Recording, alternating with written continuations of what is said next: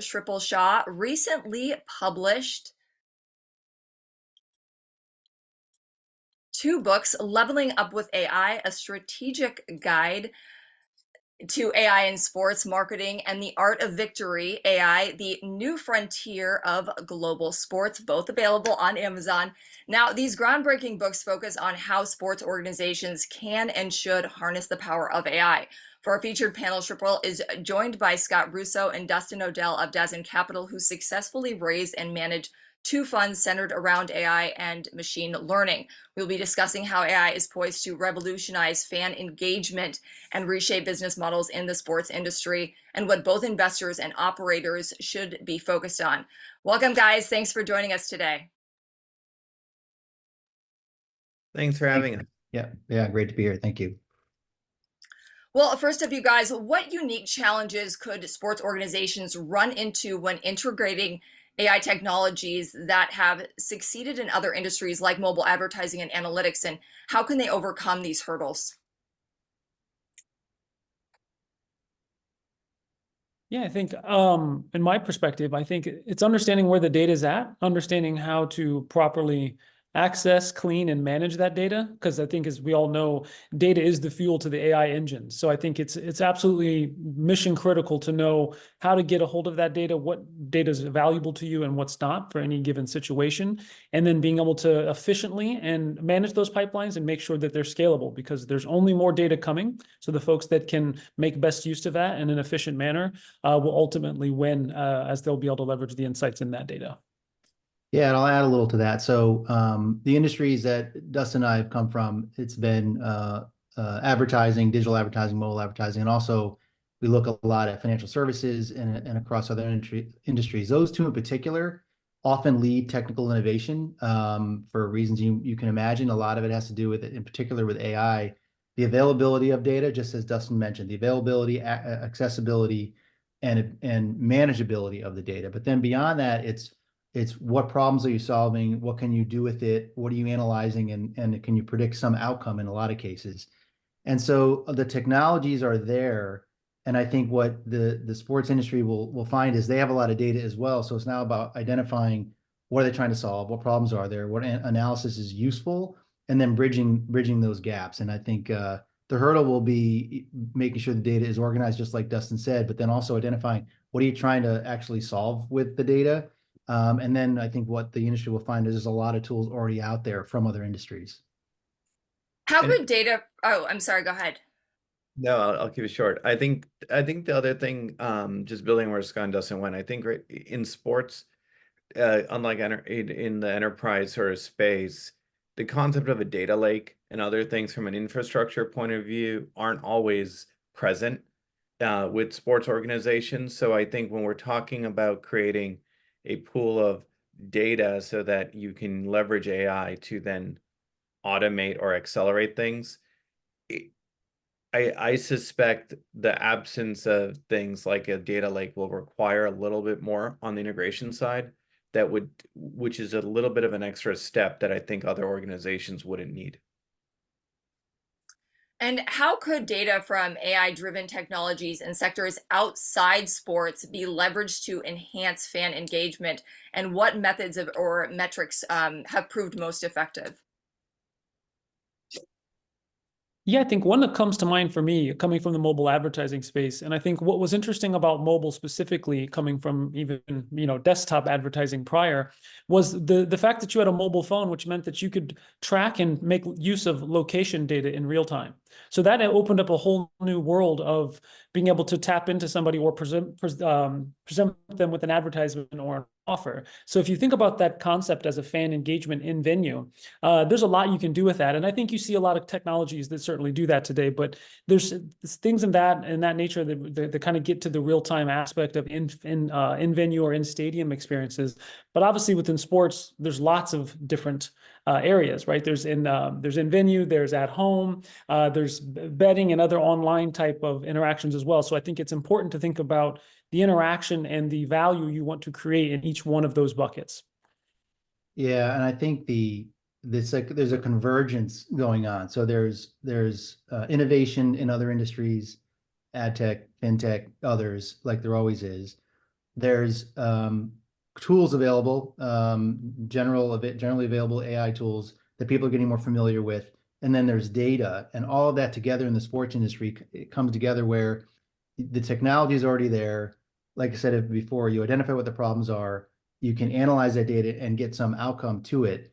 But I think it's not only technology that's coming from other industries, there's also people. So what's funny, like the common thread in sports, like a lot of people are fans, they're just not in the industry, they don't work in it. But you have technologists and entrepreneurs and others who might be innovating and succeeding in other industries that see the technology and say, well, wait a minute, there's an application for this maybe in sports. Then you have people in the sports industry saying, hey, I wish I had something that could do this.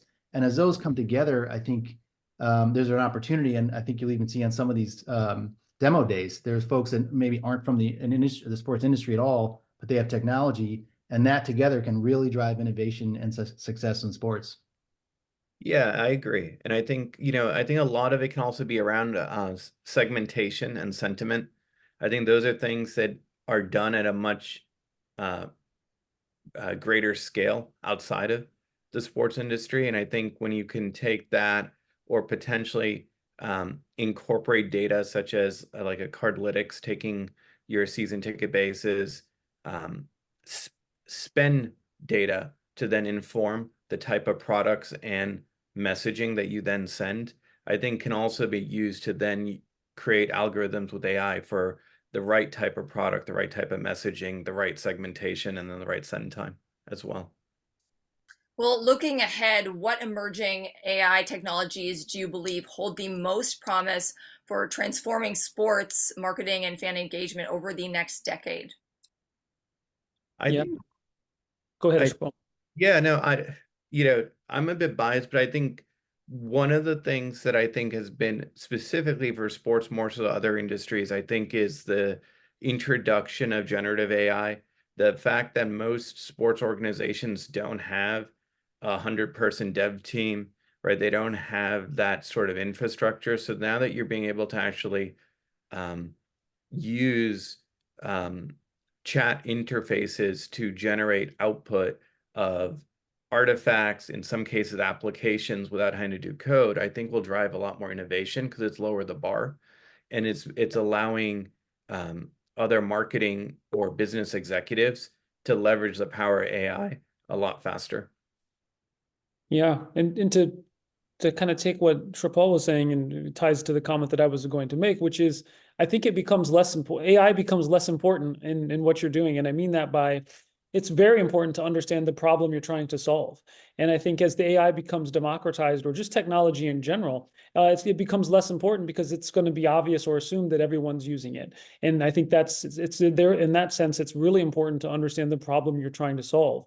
And I think we've even seen it as investors and operators, some AI fatigue. Everyone just wants to run up and say, I've got AI for this and AI for that. And it's like, take a step back and ask yourself, what problem are you actually trying to solve, and go about it that way. And I think even more so if you think about, attacking some of the unsexy stuff, right? Like looking at traffic data, or like foot traffic, or, think about stadium parking. Like there's so many things that can be improved upon in the sports world that there's data out there for it, most likely, right? And AI will give you the opportunity to make sense of that and turn that into a solution.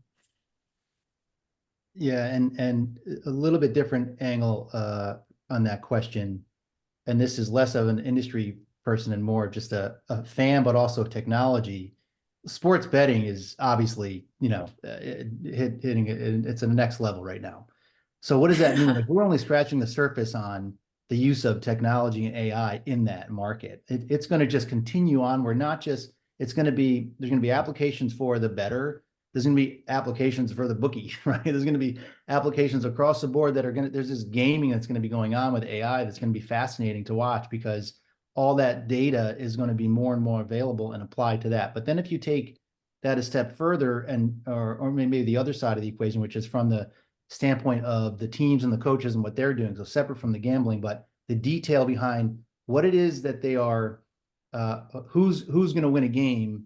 AI can predict that in theory. Maybe it's getting better more and more, but why? Like, what is it that the AI application is uncovering that we don't see as humans, because they can dive deep in that data, and that's going to suddenly trigger. And this is very speculative, but why is it that certain teams are doing well or not? Why certain points of the game matter? What are you going to do? And now the coaching and the managing of the team is going to dive into that data and try to understand how to compete better, sort of separate. So the emergence of more and more data from both sides are going to come together, and there's going to be a fascinating approach to, where that's going to go and what technology can do for it from all those perspectives. I don't know what that means, but as a fan, it'll be interesting. As a technology investor, it will be fascinating as well, I think. Absolutely. And finally, for you guys, as we implement more advanced AI strategies in sports marketing, what do you think the key ethical considerations we must keep in mind, and how do we ensure that fan data is used responsibly? Yeah, I'll tackle this one first. Yeah, go for it. For the sake of I mean, that's a very interesting question, and then there's a lot there, and so I certainly won't provide every a point on every corner here, but I think to the point of ethical in terms of the approach of data privacy, I think is one that I'll tackle, right? I think it's interesting from a fan experience, being able to leverage data and being able to do so in a privacy preserving manner. Currently spending a lot of time in healthcare, that's obviously the main focus as we think about HIPAA and GDPR. But I think that also goes true with, as you think about fans and consumers, and also transparency in terms of understanding, making sure the fans and the consumers know that you're using it, and maybe even creating a way for them to monetize that, saying, hey, I'll share my data with you for money or tickets or some type of unique access. But so just kind of almost creating some type of broker or marketplace for that, I think is interesting as a means to just be very transparent about what's happening. I think is an interesting way to look at it. That's a great point. And to add a little onto that, unlike advertising, where as a consumer, I'm not all that interested in giving you data to get a better ad per se. I mean, maybe some people are, but most people maybe aren't. In sports, it's different. Maybe I have a bigger appetite or a looser appetite for giving the data on myself to get some benefit, whatever it might be, out of that because I'm more engaged in it in an active way. So, and that just back to the question on the ethics around it, there's going to be guidelines, there's going to be issues and things that need to be done, but it's going to be a big challenge that hopefully will be overcome by people opting in, like Dustin said. Yeah, and I think just to build on that, I think with the opt-in, the other thing is also the content, right? As you're trying to create that personalized content for folks, it's also understanding when to disclose, like when do you disclose the AI, right? If it's something that's being used to automate a video highlight, do you need to disclose that it's AI generated? Or do you have to disclose it when it's automating a recap or summary of a play-by-play analysis into a quick blog post, so a sports bettor might be able to analyze it faster versus it being a full-blown article, right? I think the nuances there are going to be key, because I think the one thing generative AI and some of these other platforms can do, it's going to allow for a lot of faster content creation, help in the personalization of things, right? If there's 10 people on the field and someone only wants to track one player because that might be part of their fantasy team or something else like that, and it's using AI to produce that content, does that need to be disclosed? Or are you having to disclose it when it's a written output, right? Or it's an image generation. Like I posted something yesterday when the Bears did their stadium rendering, and I generated some other fake ones through ChatGPT, and I disclosed it, but it was like, right, like if someone's doing a rendering for a proof of concept to drive sort of fan dialogue, does that need to be disclosed? So I think that's going to be the near term issue that I think is going to have one of the broadest impacts on a content consumption point of view as well. So. All right, guys. Well, yeah, really interesting to see where all of this technology goes. And don't forget, you guys, to